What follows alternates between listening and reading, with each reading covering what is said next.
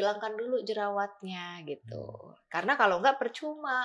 Ketika kita obatin skarnya, nanti muncul jerawat baru, muncul lagi tuh skar baru. Bibir atas gue tebelin lebih tebal dari bibir bawah. Percaya deh, gue yang udah punya muka ini 44 tahun. Percaya deh. 42 tahun ya waktu itu ya. 42 tahun gue udah punya muka ini. Percaya deh. Udah, tusuk. Tadi kayak dokter kan paling bilang, ntar 2 minggu lagi kita cek ya. Terus kan dulu tuh kita tuh mikirnya, ya mungkin karena dulu internet nggak seperti sekarang, kita bisa lebih searching kayak nambah knowledge juga kan ya. Yang kita tahu cuma datang ke dokter, dia punya informasi, kita nggak nyari source yang lebih banyak gitu.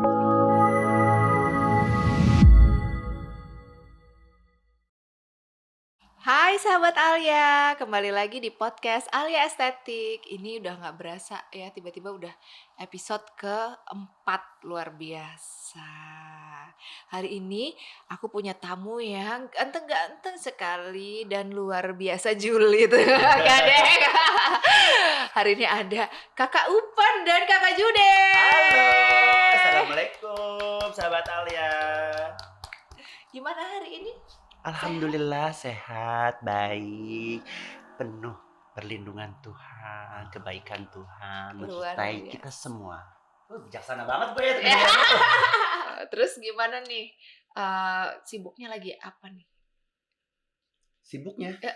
Mengejar kekayaan. Oh ya, menambah berlian? Iya dong, menambah kekayaan di dunia supaya kita bisa melapangkan jalan kita ke akhirat. Oh, luar biasa.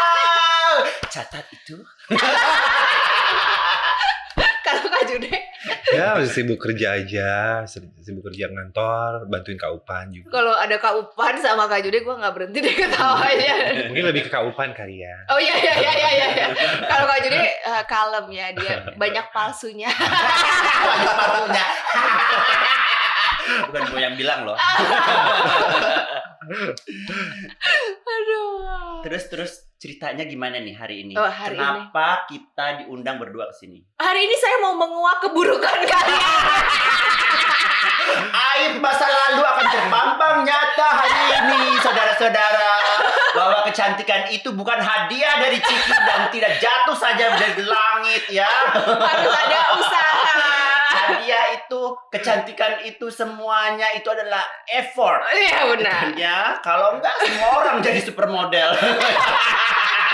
Jadi ratu kedondong semuanya. Ya kan? Kecantikan itu bukan hadiah dari makan Ciki. Tapi diusahakan. Iya, beauty with effort. Yes, and pain, and money. Expensive, painful, and effort. Ya. Kadang-kadang punya duit juga kalau pergaulan nggak luas, nggak tahu tempat untuk menghamburkan uang loh. Oh benar. Banyak loh orang kaya yang gagal. Iya benar. Ya kan? Karena mainnya kurang jauh. Benar. Sama temennya kurang hits. Yes. Jadi harus ada yang setauin, ya kan? Harus research dulu. Yes. Jadi harus antara balance. Good money sama good knowledge. Ya. Good knowledge sama tahu cara spendingnya gimana yang di tempat yang bagus, ya nggak? Ya itu dia, untuk caranya tahu spending di tempat yang benar, di klinik yang benar di sini ya, karena di sini lagi ngomongin kecantikan, ya otomatis harus tahu kan informasi yang bagus. Gimana caranya kita tahu informasi yang bagus? Yaitu orang-orang sekitar itu. Kalau kita nggak jago untuk cari sendiri, kita punya referensi. Karena best promosi terbaik itu masih dari perbincangan, dari mulut ke mulut. Yes, benar. Gitu. Benar sih ya. Mulut ke mulut itu luar biasa. Luar biasa banget. Kita pernah coba, ada yang pernah coba, dia rekomendasi ke orang lain. Itu adalah promosi terbaik saat ini, belum ada di semua lini jasa, itu masih promosi itu yang terbaik. Boleh dibuka ya? Wow. Lihat tuh. Ini waktu Kak Jude pertama kali datang, memang sudah datang ada ininya ya, Kak Jude ada skarnya ya. Tapi akhirnya kemarin kita ini ya Kak Jude, kita revisi supaya si dekoknya ini bisa kembali lagi ya. Masih ada yang perlu dikerjakan sih yang bagian sini, tapi ini udah jauh banget sih. Progresnya terlihat. Yes, nah makanya memang kalau acne itu kita paling takut hasil akhirnya kalau ada scar. That's why aku selalu bilang, Kak Jude, kenapa ya Kak Jude tidak bertemu aku dari dulu gitu. Ini dikasih tahu aja ya, kalau treatment nih nanti Kak Upan gini. Alia, itu kurang di sana, kurang di sana. Kaca mana kaca? Kurang di sana. Terus gue bilang gini, besok Upan Dufan jadi dokternya. Gini, hai, aku dokter Upan. Nanti yang ngerjain gue, ya kan? Ya waktu filler dia gini, enggak Kak, nanti Kak, ntar kita lihat gini, udah Alia tusuk. Jadi dokternya Upan Dufan tuh pressure-nya luar biasa loh. Tapi kan hasilnya luar biasa juga. Yes, hasilnya luar biasa. Nah ini aku bikin rahangnya Kak Jude juga biar agak lebih simetris ya gitu. Tapi sebelah sini memang kita harus tambahin lagi sedikit ya biar lebih halus gitu. Nah terakhir itu kemarin ada kasus loh, hits banget, lagi viral. Jadi ada orang microneedling di nggak tahu mungkin salon abal-abal apa gimana gitu. Dia kena ini jadinya HIV. Microneedling boleh di salon biasa kan? Emang nggak boleh? Nggak tahu ya, zaman sekarang kan ada saja. Makanya itu dia, kita emang harus lebih hati-hati ya. Itulah kenapa dokter itu 7 tahun sekolahnya. Bener. Aduh, luar biasa. Coba aku mau lihat Kak Upan. Oh, tuh. Luar biasa. Lebih kecil juga pipinya ya jadinya ya. Iya, terus yang area yang di bawah mata bagian dalam tuh karena pemakaian kacamata dari kecil kan. Oh. Satu itu, iya. Terus mungkin DNA juga ya, apa gimana ya? Sudah tambah usia boleh disebutkan di sini? Iya. Itu kok. Kamu berhasil menahan kemudahan saya. Tuh. Nah, ini bibir Kak Upan juga tadinya nggak simetris ya, dia ada. Nggak simetris. Lengkungnya emang miring. Terus aku ingat banget waktu filler bibir pertama kali itu Kak Upan gini, gue maunya lurus ya, kayak opa-opa Korea katanya. Ingat gak Kak? Terus untuk ngedapetin bibir atasnya itu gini, nggak ya bibir bawah, kalau yang atas tuh nggak aneh kata Alia, kalau nggak Alia. Bibir atas gue tebelin lebih tebal dari bibir bawah. Percaya deh, gue yang udah punya muka ini 44 tahun. Percaya deh. 42 tahun ya waktu itu ya. 42 tahun gue udah punya muka ini. Percaya deh. Udah, tusuk. Tapi lihat dong. Luar biasa. Cakep ya? Alhamdulillah ya Rabbil Alamin. Lagi-lagi, kamu ada lagi nih kejelekannya gue mau buka. Anjir, kenapa sih harus rambutnya itu loh, rambut. Jadi aku tuh ngalamin kerontokan. Kerontokannya itu bertahun-tahun.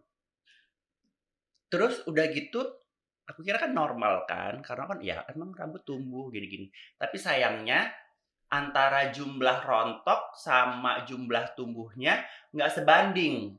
Walhasil setelah sekian tahun aku ngalamin penipisan di beberapa bagian. Depan sama kiri kanan ya? Iya, kanan. Sama bagian kanan. Jadi sini pas di depan muka sama depan kanan.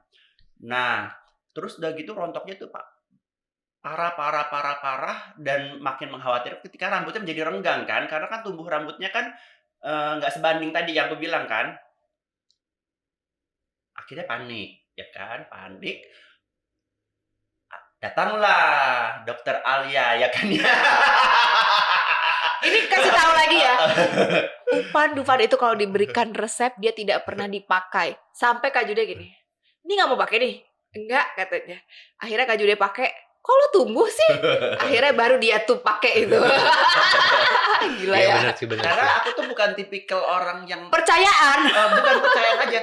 Aku tipikal orang yang nggak begitu suka perawatan pakai krim terus. Alia kasih perawatan emergensi untuk rambut aku untuk menghentikan kerontokannya, yaitu dengan PRP waktu itu. Darah aku diambil, dipilih dengan sel-selnya yang terbaik dengan alat Yang alat terbaik? alat alat untuk pemisah ya, Iya, pemisah dari pemisah sel darah. darah merah sama Growth factor-nya itu ya. faktornya. Habis itu dimasukin vitamin, serum sama dia, terus disuntikin ke kulit kepala aku yang mengalami perenggangan, literally.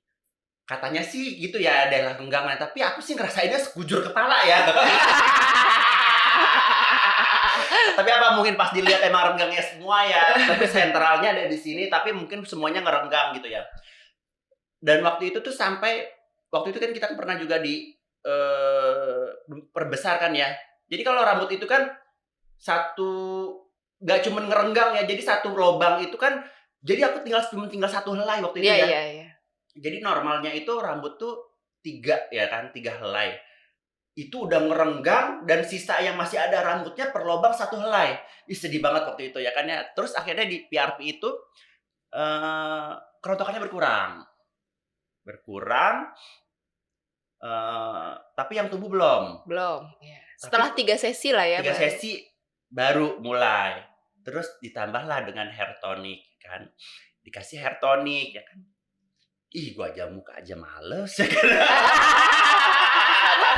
Aku tuh konsepnya gini, datang ke klinik lebih baik suntik sekujur muka gitu. Jadi oh ya udah gitu. Ya, Tapi lebih udah suka bener, perawatannya. udah pulang aja gue, udah sakit berapa jam ya udah gue terima gitu, lapang dada. Tapi pakai krim tiap hari. Pemalas. Iya. Jangan diikutin bagian itu. Oh iya, jangan diikutin.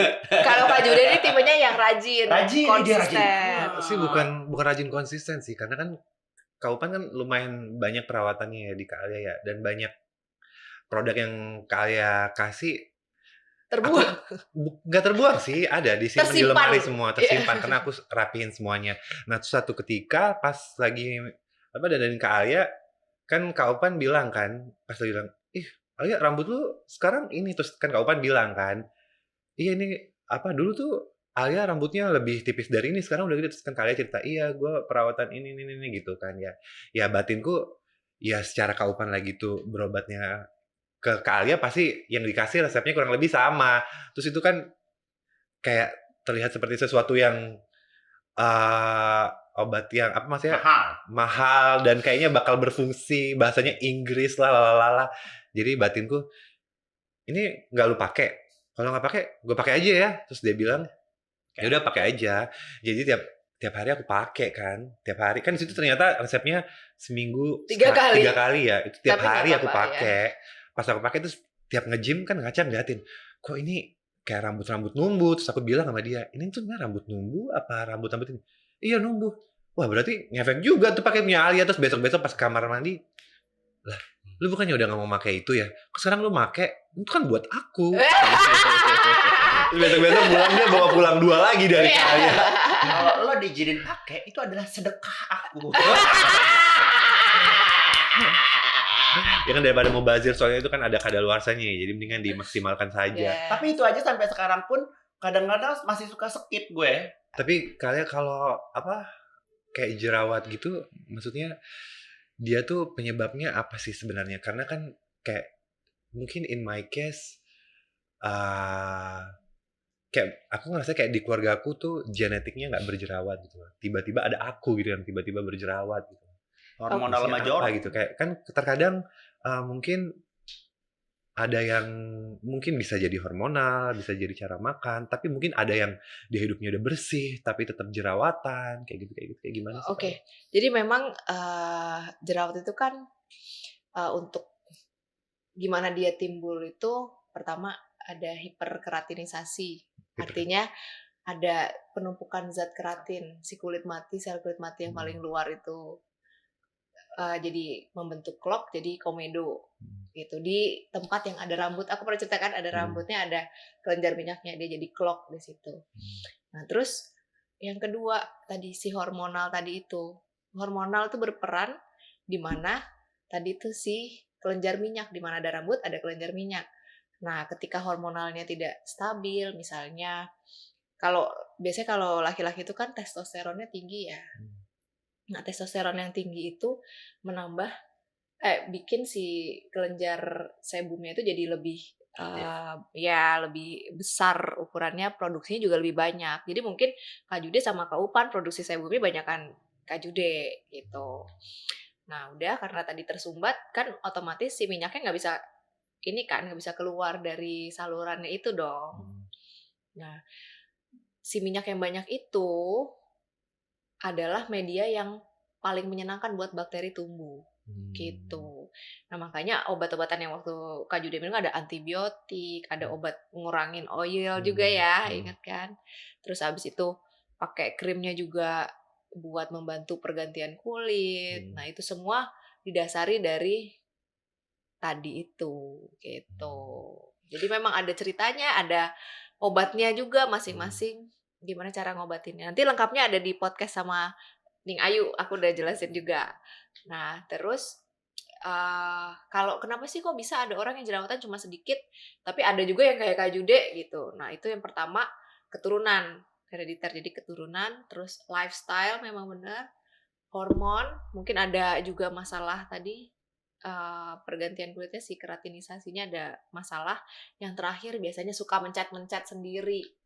Nah, tadinya mungkin komedo terus mencet-mencet, malah karena dia nggak profesional ya, dia pencet malah masuk ke dalam, malah jadi gede jerawatnya, malah jadi inflamasi, bukannya keluar malah makin masuk si clog-nya tadi itu. Gitu ceritanya. Kalau keringat seberapa besar pengaruhnya Enggak, ke kalau jerawat? keringat enggak sih Kak. Cuman kalau kotor kan tetap aja. Jadi clog-nya itu bukan cuma dari si keratin tadi, bisa dari debu dari luar, bisa juga dari make up. Gitu. Jadi kalau bersihin makeup tuh harus benar-benar bersih gitu. Cara lo ngapus keringet juga termasuk di iklim tropis kita humid ya kan ya. Iya. Debu datang, lo ngapusnya. Karena dulu ketika pas jerawat-jerawat itu emang kayak aku tuh orangnya gampang keringetan, dan keringatan itu bisa kayak yang air diperas ketika itu. Jadi aku tiba-tiba kayak kepikiran apa mungkin karena dulu orangnya berkeringat atau banget. mungkin udah berkeringat terus minyakan juga, jadi nggak cuci muka terus kotor lingkungannya gitu. Jadi memang banyak sih faktornya gitu. Terus kan mungkin Kak Jude sekarang udah bertambah usia, mungkin hormonalnya juga udah lebih stabil gitu. Jadi mungkin lebih oke juga gitu. Nah makanya kalau ada Upan Dufan yang ngejelasin dia lebih pintar dari dokternya, bingung kalau. Tapi emang gitu kan, emang logikanya ya, ketika kita keringetan atau reproduksi minyak, otomatis pore kita kan emang terbuka kan, lebih besar daripada ketika kita di suhu yang dingin, yang kita nggak berkeringat atau dry air kayak gitu. Apalagi di humid, kita keluar ada polusi, ada itu nempel, terus kita nguseknya cuman, biasanya kan kalau anak cowok kan seret atau seret. Iya, lebih asal ya. Cara kita menghapus aja itu bisa menyebabkan, kalau menurut aku ya gitu. Jadi aku nggak pernah tuh menghapus pakai gitu ke tangan gitu kagak ada. Iya, baiknya memang kalau ngapus makeup pun aku lebih prefer pakai yang oil base. Jadi kayak cleansing balm atau cleansing oil itu lebih gentle di kulit sebenarnya daripada bersihin kalian. Iya. Jangan ngusap pakai lengan baju, pakai tangan begini atau gini-gini. Hal kayak gitu tuh justru dangerous, berbahaya. Iya, karena nggak hygiene ya. Nggak hygiene. Nah itulah makanya Kak Upan kalau make up dia nggak pernah bikin orang jerawatan karena dia higienis. Insya Allah. Iya, jadi pesan juga buat teman-teman mungkin di luar sana, jangan juga terlalu nge-push dokternya, ikutin aja flow-nya apa yang dia mau, tapi sampaikan maunya seperti apa ya Kak Upan ya, tetap. Tapi jangan dipaksa dokternya kayak Kak Jude yang in hari. Sebenarnya aku bukan gitu. maksa sih, akunya yang kayak dokternya sudah bilang kayak nanti kita cek 2 minggu lagi. Cuma karena ya kayak aku bilang, kayak ketika kita ada di posisi muka seperti itu, ketika itu kayak gue tuh masih bisa ngebayangin gue kayak sekarang ini kalau gue merem gue bisa ngebayangin gue tutup mata lagi di depan kaca ngeliat muka gue itu, karena itu kayak horror moment. Trauma gitu. ya. Tapi kalau boleh aku tanya, ketika kamu dari dokter itu pas pulangnya kamu tumbuh lagi jerawat, kamu tumbuh di tempat di area yang di dokter itu pencet atau Nah, di kalau itu aku area nggak yang bisa. berbeda? Nggak bisa. Udah lupa Nggak bisa kali. remember bagian, maksudnya nggak ngecek. Lebih yang kayak ketika itu kayak dokter kan paling bilang, ntar 2 minggu lagi kita cek ya. Terus kan dulu tuh kita tuh mikirnya ya mungkin karena dulu internet nggak seperti sekarang, kita bisa lebih searching kayak nambah Searching. knowledge juga kan ya. Kita yang kita tahu cuma datang ke dokter, dia punya informasi, kita nggak nyari source yang lebih banyak gitu kan. Tapi kan ini bukan Jadi kita tahu enggak, tumbuhnya jadi di tempat yang sama apa enggak. Ya, mohon maaf kita bukan orang kecantikan Ya ya, bukan dokter ya. Justru karena ada dokter makanya kita pergi ke dokter. Sudah, jangan berantem. Jangan Gitu, jadi berantem. dokter sih emang bilang datang 2 minggu datang 2 minggu ntar kita cek. Cuma ketika pas pulang ngelihat muka kan habis treatment di pencet jerawat gitu kan merah-merah gitu kan. Ketika pulang lihat kaca kok ngeri banget muka gua gitu kan ya. Iya. Jadi kayak ketika itu ngerasa kayak tempat mengadu ya dokter. Iya. Jadi dokternya nggak nyuruh balik, guenya yang Datang ya. Datang aja dok. Kerjain. Dok ini dokternya? dok ini harus diapain gini-gini, dan emang lagi itu tuh batinku mungkin kesalahan aku juga kali ya. Maksudnya aku nggak mau blame on mereka Siapa, juga. ya. Maksudnya karena Makanya ini aku meluruskan dari sisinya pasien juga jangan iya. juga terlalu terburu-buru, sabar, go karena with the flow. ketika itu aku mikirnya kalau jerawat ketika dipencet sesederhana ini, maksudnya aku berpikir ketika kamu jerawat dikeluarin putihnya sampai dia keluar, and then tomorrow everything's gonna be fine, kayak your face going to be Oke. the first time kayak sebelum ada jerawat. Jadi mikirnya kayak gitu kan, kayak makanya kan ada yang pernah bilang kalau Enggak, harus kalau diam jerawat dulu. jangan kalau mencet sampai pastikan sampai keluar semuanya gitu kan. Nah, cara mastiin-nya Nah. belum tentu semuanya bisa. Nah, ketika itu akhirnya pada saat itu aku ingat banget sampai 3 beautician tuh yang nge-handle sampai mereka tuh yang mencet beautician ya. Iya, maksudnya beautician-nya, maksudnya kayak ibarat kata kan maksudnya kan kalau di dokter dulu tuh kan dokter yang ini mereka perawatan kan kayak beautician kayak suster-susternya lah. Jadi Iya. kayak mereka yang mencetnya sampai 3 orang, dan kayak lagi tuh juga mungkin akunya juga ngedemand kayak dikeluarin aja. Not knowing kalau muka jerawat itu maksudnya ketika dipencet, dikeluarin, dipaksa gitu kan jadi kulitnya jadi damage kan. Aku nggak berpikiran seperti itu. Jadi sekarang kalau ada jerawat kayak, dan dulu mungkin kayak injection ke jerawat itu dulu kayak belum ada gitu loh. Jadi kayak orang masih ke klinik ya kan jenis-jenis perawatan kan semakin tahun semakin bagus ya. Iya. Kayak dulu tuh kayak injection tuh kayak belum ada. Jadi kayak solusi ketika jerawat ya lu pencet, lu keluarin, dipakein krim anti iritasi, that's it. Ya, di Alia juga dipencet, tapi Iya, memang sama. kita untuk ekstraksi apalagi dengan jerawat yang severe, biasanya kita yang tindakan adalah dokter gitu. Nah, iya Terus mungkin pas beautician ya udah. Jangan gitu Kak Uban. jadi Pasti dia ada pertimbangannya juga. tapi aku enggak masih last time juga aku sebelum sempat ke Kalia, aku juga salah satu itu kayak 2019-an apa 2000 berapa gitu, aku sempat salah satu klinik juga baru ya. Itu kalau yang aku perawatan yang udah severe ini kan itu udah lama banget ya, zaman masih kuliah. Itu juga sebenarnya yang nge-treatment susternya. Yeah. Ini juga maksudnya pas Kak Alia ngomong kayak gini, aku juga baru ngeh ya. Oh iya juga ya. Aku baru ngeh sekarang nih. Mungkin karena saya kalau berpakaian seperti susternya, jadi nggak sadar. Aku juga baru ngeh setiap kali treatment di Alia emang ternyata dokter Alia sendiri yang ekstraksi jerawat. Iya, biasanya Tidak. memang. Harusnya gitu, yang benar. Ya kan aku bukan dokter ya, Nah bukan itu lulusan dia, aku dokter. bilang makanya hal kayak gitu taunya itu adalah apa? Rekomendasi Dari dari taman. orang-orang yang kita temui ketika kita mainnya agak jauh. Iya. Ya kita kan orang awam ya. Tapi nggak sebenarnya ngerti. ya, aku yakin sebenarnya bukannya aku nyalain Jude gimana. Aku yakin kok orang-orang kayak Jude itu bakalan banyak banget gitu loh. Dan justru orang-orang yang tahu walaupun aku nggak di bidang dokter apa gimana, justru aku yang minoritas sebenarnya. Yang common itu yang paling banyak itu orang-orang kayak Jude yang nggak tahu. Kalau Alia sendiri, menurut Alia, sebenarnya untuk orang-orang common ini yang nggak begitu tahu what should I do dalam handle masalahnya mereka tentang jerawat dan scar, ibaratkanlah mereka anak kuliahan lah Iya. yang belum kerja, yang uangnya terbatas. Sebenarnya apa yang mereka harus lakukan sih sebenarnya? Oke. Ini maksudnya hemat gitu ya, belum kerja ya? Iya Oh ya, dong. oke. Ini udah Jadi hemat, nggak tahu tempatnya lagi. Otomatis mungkin yang mereka bisa adalah pencapaian mereka perawatan drugstore mungkin. oke, kalau drugstore itu tetap Kak, kalau misalnya dia itu acne-nya bukan severe, mungkin masih bisa membantu. Tapi kalau udah kayak Kak Jude, sorry to say, ya memang harus seek for Harus help. keluar extra money. Yes, gitu.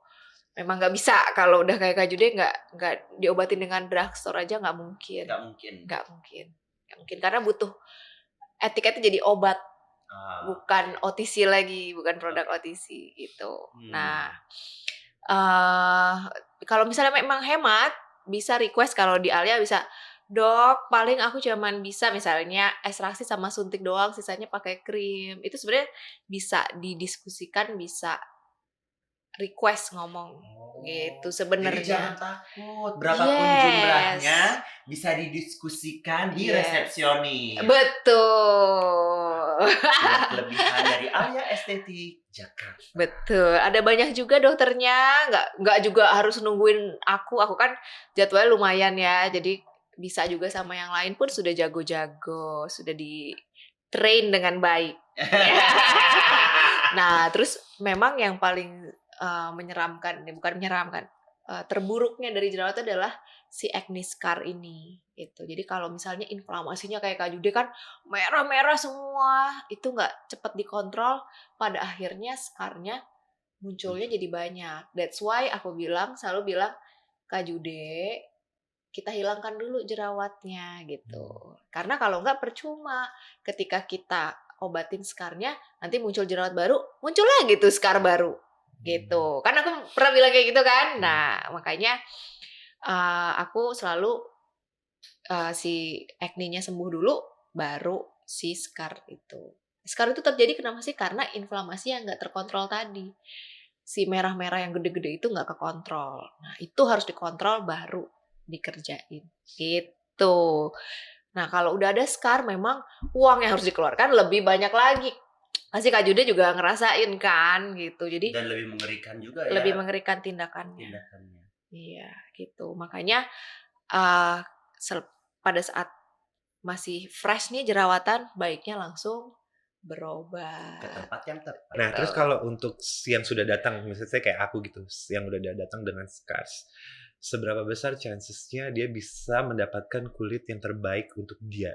Oke, tapi kalau untuk balik kayak bayi lagi, menurut aku agak susah. Tapi secara tampilannya lebih baik, lebih enak dilihat gitu ya, itu sih masih memungkinkan. Mungkin sekitar 80%-an masih bisa gitu. Usia bisa mempengaruhi nggak? Yes, jadi makin muda makin lebih oke perbaikan kulitnya sebenarnya. Gitu. Jadi kalau makin tua akan lebih sulit untuk mendapatkan paling the Tapi best sekarang version. Kan modalitinya ada banyak, ada si DNA salmon, ada macam-macam. Jadi sebenarnya bisa ditunjang gitu. Oke deh. Udah lama banget ternyata ini podcastnya, sudah banyak sekali yang kita obrolin. Ngalor ngidul, ngalor kanan kiri. Oke deh, thank you ya Kak Upan, Kak Jude udah datang hari ini. Sama-sama, dan semoga sahabat Alia ada yang bisa dipetik manfaatnya. Kalau kamu punya jerawat, datanglah ke Alia. Iya, luar biasa, seorang Upan Dufan loh yang ngomong ini. Mungkin ini ya lebih ke menikmati prosesnya juga gitu. Yes. Jangan terlalu mengharap kayak kamu ke klinik terus berharap udah selesai, nggak bisa. Gak perlu buru-buru. Dan banyak memang dokter yang kompeten lainnya di luar sana tetap. Cuman jangan memaksakan ya. Harus ikut flow-nya ya. Gitu.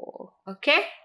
Semoga Alia Estetik bisa terus membantu teman-teman yang punya permasalahan acne luar biasa. Rambut rontok, jarang-jarang, renggang, usia bertambah, kolagen berkurang, daya tarik menurun, pesona memudar. Tenang, Anda bisa datang ke Alia Estetik Center. Luar biasa. Semua masalah Anda ada solusinya. Luar biasa. Oke deh, sahabat Alia, thank you sudah nonton podcast kita. Ini episode keempat, luar biasa serunya karena ada Ratu Kedondong dan ada Kak Judea. Alhamdulillah. Oke, jangan lupa like, comment, and subscribe di YouTube-nya Alia Estetik. Dan juga jangan lupa follow Instagram dan TikTok Alia Estetik. Sampai ketemu di next episode.